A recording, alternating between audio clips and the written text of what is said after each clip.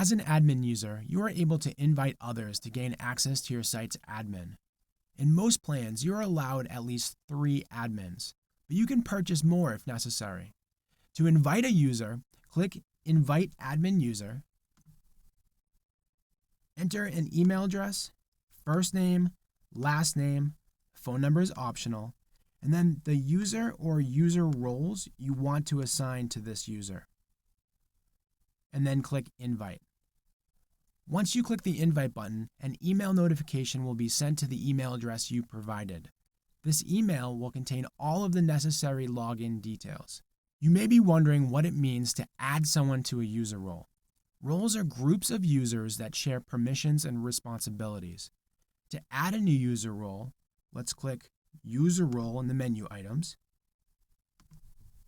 New role. We'll give that role a title.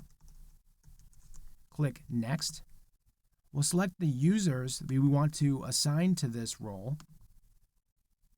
Click Next. Here you can assign permissions to a user. Let's say we want the user to be able to add, edit, and view web pages, but not delete. We would select Add Web Pages, Edit, View, and we would click the right arrow.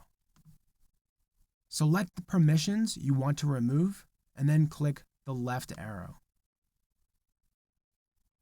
Often it's faster to add everything and then remove the permissions. It's common to allow the user to do anything on the site except delete content. So we move everything over to the right box by clicking the double arrow button.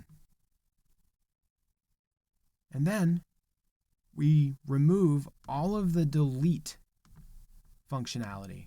So delete literature, delete news, delete web forms, delete tasks. And we can continue to go through this list and select all of the deletes.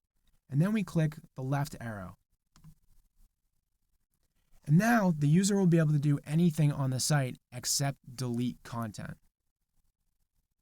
Now, user roles are integrated into Business Catalyst features, but probably they are most useful when working with workflows.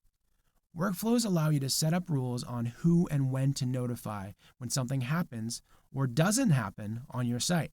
For example, when a site visitor submits a web form, who gets that message? That's where the user role and the workflow combination comes in. You create a workflow and assign a user role to be notified, and then tell the web form to follow that workflow. So let's click Manage Workflows. And then click the workflow you want to use, or if you need to create a new one, you would create New Workflow. When the workflow is triggered, we want a user role to be notified, and if they don't complete the workflow step, we want to escalate it and notify the next role. So we're going to click Add Steps to this workflow. Now in this step, the role responsible is Administrator.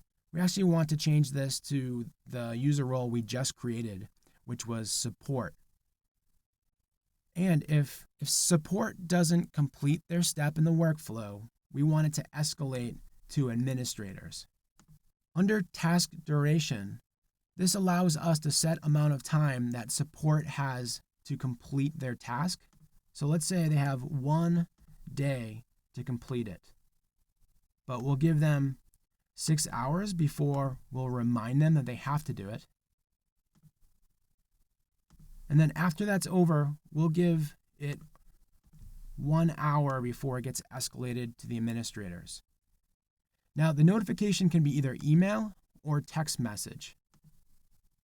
And you can also add someone outside of the system by putting their email address in here. And if you want to add a message, just check here and add your message there, and then click Save Step. Now, a workflow is only good if it's triggered. So what we want to do is we want to add this to a web form. So we're going to go up to Site Managers, click Web Forms, select the web form we want to add the workflow. We'll click Contact, Edit Properties, and then we'll select the workflow from the dropdown, which was Content Approval Workflow, and we'll click Save. Now, when this web form is submitted, the workflow is triggered and an email notification is sent out to the user role. If the user or users don't complete their step in the workflow, another email is sent out to the next role in the workflow. User roles and workflows are a great way to manage tasks when an action is taken by a site visitor.